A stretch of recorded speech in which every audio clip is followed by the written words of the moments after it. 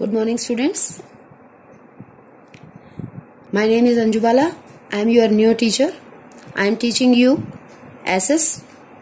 ठीक है, SS के अंदर बेटा 3 बुक्स हैं हमारे पास। 3 बुक्स में से आज हम हिस्ट्री का चैप्टर पढ़ेंगे, चैप्टर नंबर 4। देखो, आपने जितने भी चैप्टर पढ़े हैं उन सभी चैप्टर्स के ऊपर जो है स्टार्टिंग में आप हर जगह देखते हैं, यहाँ पर जो है एक छोटी सी यहाँ पे एक पिक्चर बनी होती है, वहां पे 2 बच्चे होते हैं, एक बच्चा होता है, इस तरीके से, और उनके बीच में कुछ न कुछ बात हो रही होती है। ठीक है, वो बात कहाँ पर कोरिलेट करती है, वो बात कहाँ से जुड़ती है, वो हमारे लेसन से रिलेटेड होती है, हमारे लेसन से जुड़ती है।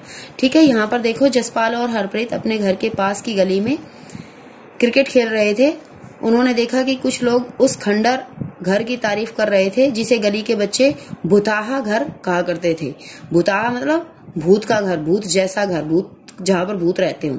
एक ने कहा, एक बच्चा क्या कहता है, इसकी वास्तुकला को देखो। वास्तुकला मतलब क्या होता है बेटा, कि वो किस तरीके से बना हुआ है। क्या आपने कहीं लकड़ी पर इतनी सुंदर नक्काशी देखी है? नक्काशी मीन्स क्या होता है, जो लकड़ी के ऊपर डिजाइनिंग की जाती है, लकड़ी के अंदर खोद खोद के जो डिजाइनिंग की जाती है उसको नक्काशी कहते हैं। दूसरी महिला ने कहा, इसके बाद आगे कहते हैं कि हमें मंत्री जी को पत्र लिखना चाहिए कि यह खूबसूरत घर, इस खूबसूरत घर को सुरक्षित रखने के लिए इसकी मरम्मत कराने की व्यवस्था करें। और यह सब सुनकर जसपाल और हरप्रीत सोचने लगे कि इस पुराने खंडर से लोगों का इतना लगाव क्यों हो सकता है। ठीक है, तो ये जो बच्चे हैं ये दोनों हैं जसपाल और हरप्रीत, जिनके बीच में इस तरीके से जो है इन बात सुनने के बाद उनको ये महसूस होता है कि लोग क्यों पुराने घरों के बारे में, पुराने खंडरों के बारे में इतने ज्यादा जो है जागरूक हैं, इतने ज्यादा अवेयर्ड हैं, क्यों उनको बचाना चाहते हैं। ठीक है, हमारे लेसन का नाम है आरंभिक नगर।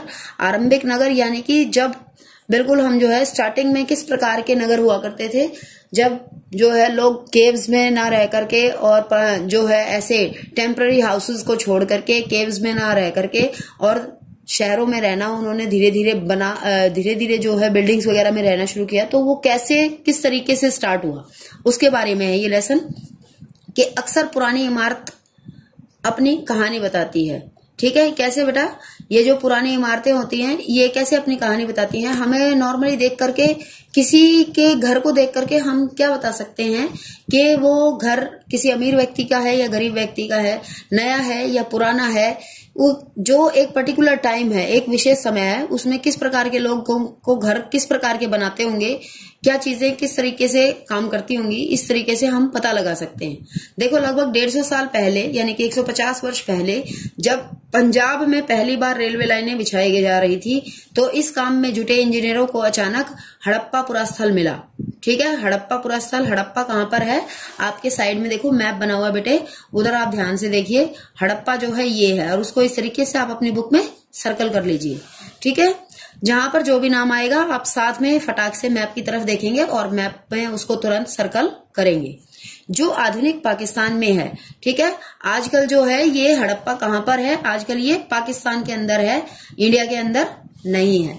आगे देखो, उन्होंने सोचा कि यह ऐसा खंडर है जहां से अच्छी ईंटें मिलेंगी। ठीक है, यह सोचकर वे हड़प्पा के खंडरों से हजारों ईंटें उखाड़ ले गए, जिससे उन्होंने रेलवे लाइनें बिछाई। इससे कई इमारतें पूरी तरह से नष्ट हो गई। तो ये एक बहुत ही बुरा एक्सपीरियंस था, ये एक बहुत ही गलत बात थी कि इतना जो है इम्पोर्टेंट जो हड़प्पा थी, हड़प्पा संस्कृति जो हमारी बहुत ही ज्यादा इतिहास की एक माननीय संस्कृति है, इतिहास के बारे में हम उसके बारे में बहुत कुछ पढ़ते और समझ सकते हैं, उसको इस तरीके से वहां की ईंटों का रेलवे लाइन बिछाने के लिए दुरुपयोग किया गया। ठीक है, उसके बाद आगे नेक्स्ट पैराग्राफ में देखो, उसके बाद लगभग 80 साल पहले पुरातत्वविदों ने इस जगह को ढूंढा और तब पता चला कि यह खंडर उपमहाद्वीप के सबसे पुराने शहरों में से एक था। देखो, पुरातत्वविद कौन होते हैं, पुरा मतलब पुराना, ठीक है, तत्व मतलब चीजें और विद मतलब ज्ञाता। तो पुरानी चीजों का ज्ञान रखने वाला, पुरानी चीजों को देख करके जो ज्ञान प्राप्त करता है, जो पुरानी चीजों का देख करके अध्ययन करके हमें ये बता सकता है कि ये चीजें जो हैं कितने साल पुरानी हो सकती हैं, ये किस सभ्यता से इनका संबंध हो सकता है, उस पर्टिकुलर टाइम में जब ये चीजें जो हैं हमें मिली हैं तो वहां का क्या इतिहास रहा होगा। ठीक है, उन सब चीजों के बारे में बता सकते हैं। ये आपका एक इम्पोर्टेंट क्वेश्चन भी है बेटा, ये फर्स्ट लेसन में जो है पुरातत्वविद किसे कहते हैं, ये आपका क्वेश्चन है, जो कि बहुत ही महत्वपूर्ण प्रश्न है, इम्पोर्टेंट क्वेश्चन है। ठीक है, उसके बाद देखो आप कहते हैं कि इस नगर की खोज सबसे पहले हुई थी, इसलिए बाद में मिलने वाले इस तरह के सभी पुरास्थलों में जो इमारतें और चीजें मिली उन्हें हड़प्पा सभ्यता की इमारतें कहा गया। इन शहरों का निर्माण लगभग 4700 साल पहले हुआ था। जिन भी अक्षरों को मैं अंडरलाइन करती हूँ, आपको अपनी बुक में उन चीजों को अंडरलाइन करना है, उन लाइंस को अंडरलाइन करना है। ठीक है, तो क्वेश्चन बनता है कि हड़प्पा सभ्यता कितने पुरानी है। तो हड़प्पा सभ्यता लगभग 4700 साल पहले पुरानी है। ठीक है, उसके बाद नेक्स्ट पेज पर आ जाइए। प्राय पुरानी इमारतों को तोड़कर उनकी जगह नए भवन बनाए जाते हैं। क्या तुम्हें लगता है कि पुरानी इमारतों को सुरक्षित रखना चाहिए? तो आप अपने आप से सोचिए कि क्या आपको लगता है। तो ये बिल्कुल सही बात है कि पुरानी इमारतों को सुरक्षित रखा जाना चाहिए, उनको तोड़ा नहीं जाना चाहिए, क्योंकि वो कहीं ना कहीं हमारे इतिहास की, हमारे सामने जो है पुरानी चीजों का एक तरीके से सबूत होता है, एक हमारे पास जो है यादगार होती है उन चीजों की। अगर हम उन सबको डिस्ट्रॉय कर देंगे, उनको हम तोड़ देंगे, तो फिर हम कैसे इतिहास के बारे में जान पाएंगे। अगर आज हम जो है बड़े बड़े महल देखते हैं, जयपुर में जैसे बहुत सारे महल हैं, ठीक है, और भी ताजमहल है, और भी बहुत सारे ऐसे हमारे पास मॉन्यूमेंट्स हैं जिनको हम देखते हैं, स्मारकों को हम देखते हैं, उनके बारे में जान पाते हैं। तो कैसे जान पाते हैं? क्योंकि उनको तोड़ा नहीं गया है। अगर बेटा उनको तोड़ दिया जाता तो हम कैसे पता लगा सकते थे कि हमारे जो पूर्वज थे या हमारे जो राजा महाराजा थे, उन्होंने जो है, शासकों ने इतने अच्छे अच्छे जो है सुंदर सुंदर घर भी बनवाए थे या इमारतें भी बनवाई थी, इस तरीके के कुछ स्मारक भी बनाए थे, उनके बारे में हम नहीं जान पाते। तो इसलिए बेटा ये कि पुरानी इमारतों को सुरक्षित रखना चाहिए या नहीं रखना चाहिए, तो इसके लिए ये बात सही है कि इमारतों को सुरक्षित रखा जाना चाहिए और उन्हें तोड़ा नहीं जाना चाहिए। उसके बाद आगे आ जाओ बेटा, देखो नई हेडिंग है, इन नगरों की विशेषता क्या थी। इन नगरों की यानी कि जो हड़प्पा संस्कृति के अंतर्गत हमें नगर मिले थे, उनकी विशेषताओं की बात कर रहे हैं हम। देखो, इन नगरों में से कई को 2 या उससे ज्यादा हिस्सों में विभाजित किया गया था। प्राय पश्चिमी भाग छोटा था लेकिन ऊंचाई पर बना होता था। हाँ चलो कंटिन्यू करते हैं एक बार फिर से, थोड़ा सा प्रॉब्लम हो गई थी वीडियो में। हाँ देखो बेटा, इन नगरों में से कई को 2 या उससे ज्यादा हिस्सों में विभाजित किया गया था। प्राय पश्चिमी भाग छोटा था लेकिन ऊंचाई पर बना होता था, और पूर्वी हिस्सा बड़ा होता था लेकिन यह निचले इलाके में था। ऊंचाई वाले भाग को पुरातत्वविदों ने दुर्ग कहा और निचले भाग को निचला नगर कहा जाता था। ठीक है, यहाँ पर देखो इस बात को कि जैसे मान लीजिए हम यहाँ पे जो है 4 डायरेक्शंस देखते हैं, 4 जो है हमारे पास 4 दिशाएं हैं।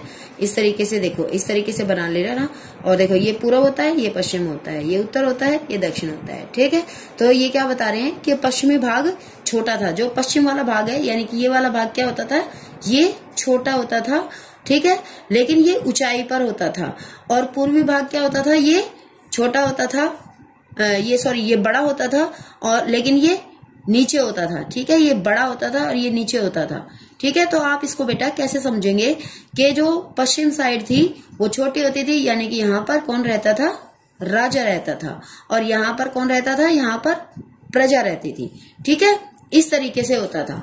ठीक है, तो ये जो है इन नगरों का ये एक पैटर्न होता था, ये एक तरीका होता था, इस तरीके से ये बनाए जाते थे। और तो राजा का जो जगह होती थी रहने की, उसको क्या कहा जाता था बेटे, उसको दुर्ग कहा जाता था। ठीक है, और जो नीचे प्रजा जहां पर रहती थी उसको नगर कहा जाता था। ठीक है, इस तरीके से। उसके बाद आगे देखो बेटा, आगे कह रहे हैं कि दोनों हिस्सों की 4 दीवारियां पक्की ईंटों की बनाई जाती थी। इसकी ईंटें इतनी अच्छी थी कि हजारों सालों बाद भी आज तक उनकी दीवारें खड़ी रही हैं। दीवार बनाने के लिए ईंटों की चिनाई यानी कि ईंटों का जो कंस्ट्रक्शन वर्क होता था वो इस तरह किया जाता था कि जिससे दीवारें खूब मजबूत रहें। ठीक है, कुछ नगरों के नगर दुर्ग में कुछ खास इमारतें बनाई गई थी। मिसाल के तौर पर मोहनजोदड़ो में खास तालाब बनाया गया था। ठीक है, मोहनजोदड़ो कहाँ है, एक बार मैप में देखेंगे। मोहनजोदड़ो ये देखो, ये रहा, इसको आप सर्कल कर दीजिए। मोहनजोदड़ो जो है वो आज के समय में पाकिस्तान में है। ठीक है, तो मोहनजोदड़ो में एक खास तालाब बनाया गया था जिसे पुरातत्वविदों ने महान स्नानागार कहा। देखो आपके पिछले पेज पर जो है इसकी फोटो दी गई है, देखो कितनी सुंदर फोटो है। ठीक है, महान स्नानागार है ये।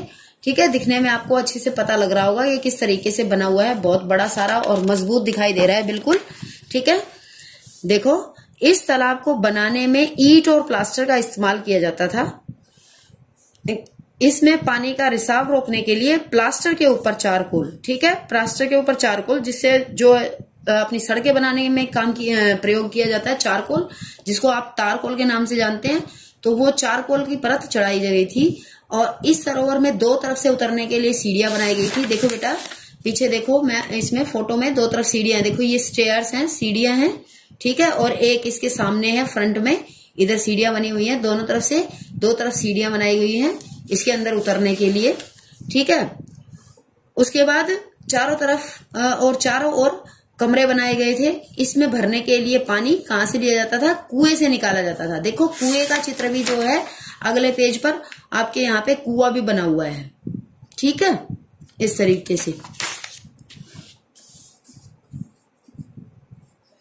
उसके बाद आगे देखो, उपयोग के बाद इसे खाली कर दिया जाता था। शायद यहाँ विशिष्ट नागरिक विशेष अवसरों पर ही स्नान किया करते थे, ठीक है। विशिष्ट नागरिक यानी कि खास लोग, और विशेष अवसर यानी कि खास अवसर, उन पर ही जो है लोग स्नान किया करते थे। उसके बाद देखो, कालीबंगा और लोथल जैसे अन्य नगरों में, अब कालीबंगा देखेंगे फटाफट।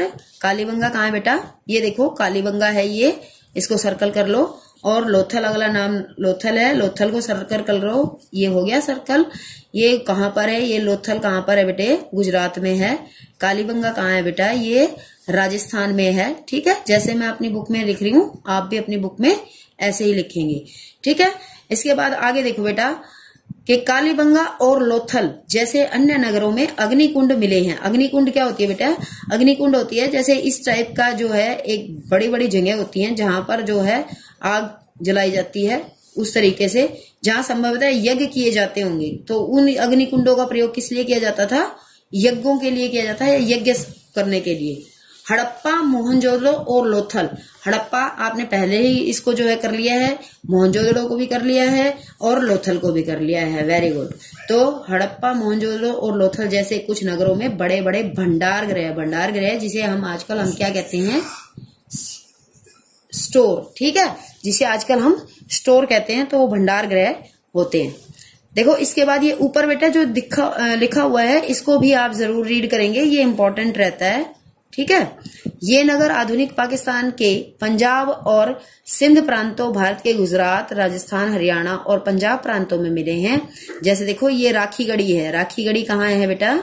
ये हरियाणा में है, ठीक है। ये बाद में आपको मैप भी भरवाएंगे और आपके एग्जाम्स में भी आते हैं ये क्वेश्चन, तो आपको पता होना चाहिए। उसके बाद इन सभी स्थलों से पुरातत्वविदों को अनोखी वस्तुएं मिली हैं, जैसे मिट्टी के लाल बर्तन जिन पर काले रंग के चित्र बने थे, और पत्थर के बाट, मोहरे, मनके, तांबे के उपकरण और पत्थर के लंबे ब्लेड, ठीक है। यहां तक ये सब आप रीड करेंगे अच्छे से।